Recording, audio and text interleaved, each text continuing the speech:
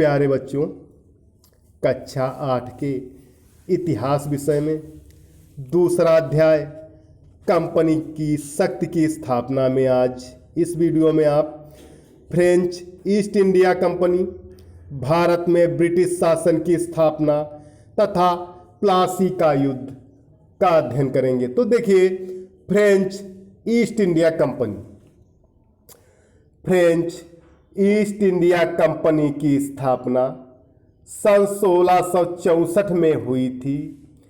दिसंबर सन 1667 में फ्रांसिस केरन ने, जो कंपनी का डायरेक्टर जनरल था, सूरत में प्रथम फ्रांसीसी फैक्ट्री की स्थापना की। दूसरी फैक्ट्री मुसलीपट्टनम में स्थापित की गई। सन 1672 में फ्रांसिस मार्टिन को डायरेक्टर जनरल नियुक्त किया गया। वह भारत में फ्रेंच कंपनी का वास्तविक संस्थापक था। उसने बीजापुर के शासक की अनुमति से पांडिचेरी में एक बस्ती स्थापित की।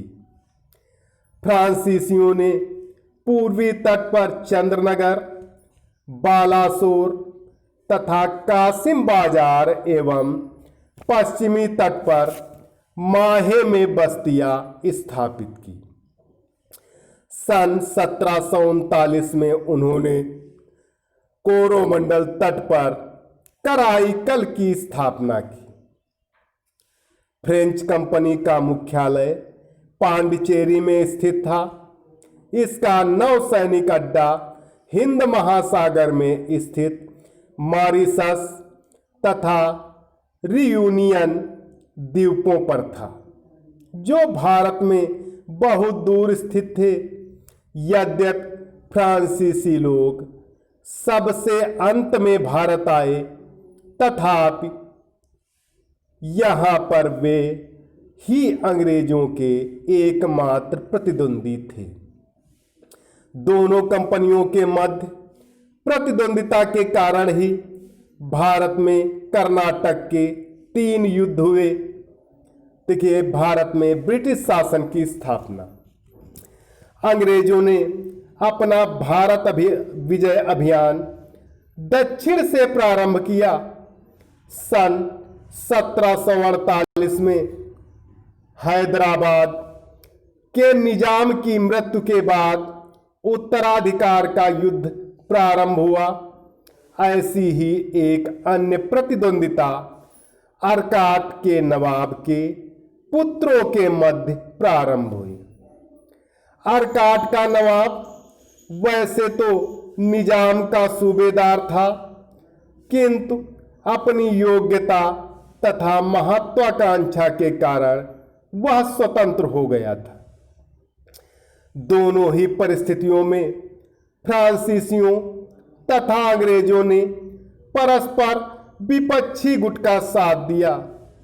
संघर्ष के प्रथम दौर में, जिसे कर्नाटक का द्वितीय युद्ध कहा गया, पांडिचेरी के गवर्नर डुप्ले के नेतृत्व में फ्रांसीसी अपने उम्मीदवारों को हैदराबाद तथा अर्काट के सिंहासनों पर आसीन करने में सफल हुए।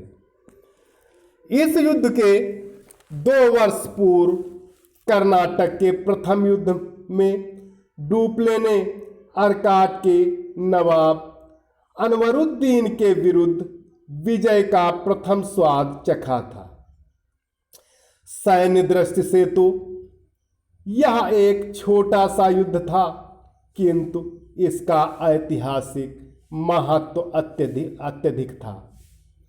मुट्ठी भर अर्थात गिने चुने पाश्चात्य सैनिक तथा लगभग 500 प्रशिक्षित भारतीय सिपाहियों ने सरलता से अपने से 20 गुना बड़ी नवाब की सेना को पराजित कर दिया था।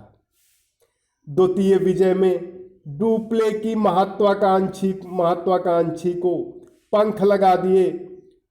किंतु सन 1752 में इंग्लिश ईस्ट इंडिया कंपनी के एक बहादुर कर्मचारी रॉबर्ट क्लाइव के हस्तक्षेप से अंग्रेजों का भाग्य पलट गया। क्लाइव ने आर्काट को फ्रांसीसियों से छीनकर सिंहासन पर अपने उम्मीदवार को बिठाया। कर्नाटक के तृतीय युद्ध में क्लाइव को पुनः सफलता मिली, जिससे ब्रिटिश लोग भारत में सबसे मजबूत शक्ति बनकर उभरे। कर्नाटक युद्धों के बाद संघर्ष का मंच दक्षिण से उत्तर में स्थानांतरित हो गया, जहां अंग्रेजों ने कलकत्ता में अपनी फैक्ट्री स्थापित कर रखी थी। सन 1757 में फ्रांसीसी लोग ब्रिटिश के साथ चंद्रनगर को हार बैठे। इसी वर्ष क्लाइव ने प्लासी के युद्ध में बंगाल, बिहार तथा उड़ीसा के नवाब सिराजुद्दौला को हराकर भारत में ब्रिटिश साम्राज्य की स्थापना की नींव डाली। देखिए, प्लासी का युद्ध सन 1757। भारत में ब्रिटिश राजनीतिक सत्ता का प्रारंभ प्लासी के युद्ध से हुआ था। यह युद्ध अंग्रेजों तथा बंगाल के नवाब सिराजुद्दौला के मध्य लड़ा गया था। प्लासी का युद्ध एक निर्णायक युद्ध था, जिसके दूरगामी परिणाम हुए। नवाब पराजित हुआ तथा मारा गया। नवाब की सेना के सेनापति मीर जाफर को नवाब बना दिया गया। वह अंग्रेजों के हाथों की कठपुतली मात्र था। बंगाल के वास्तविक शासक अंग्रेज ही थे। अंग्रेजों को बंगाल, बिहार तथा उड़ीसा में मुक्त व्यापार का अधिकार तथा 24 परगना क्षेत्र प्राप्त हुए। बंगाल के संसाधनों पर अंग्रेजों का अधिकार हो जाने से अंग्रेजों को अपने यूरोपीय प्रतिद्वंदी कौन बचे थे? फ्रांसीसी और डच को हराने में सफलता मिल सकी। इस प्रकार प्लासी के युद्ध ने भारत में ब्रिटिश साम्राज्य की नींव डाली तथा बाद में संपूर्ण भारत में ब्रिटेन के प्रभुत्व का मार्ग प्रशस्त किया। तो प्यारे बच्चों, आज इस वीडियो में इतना ही। सभी विद्यार्थी भारत में ब्रिटिश शासन की स्थापना तथा प्लासी के युद्ध को अपने शब्दों में लिखकर होमवर्क वाले ग्रुप पर अवश्य डालें। धन्यवाद।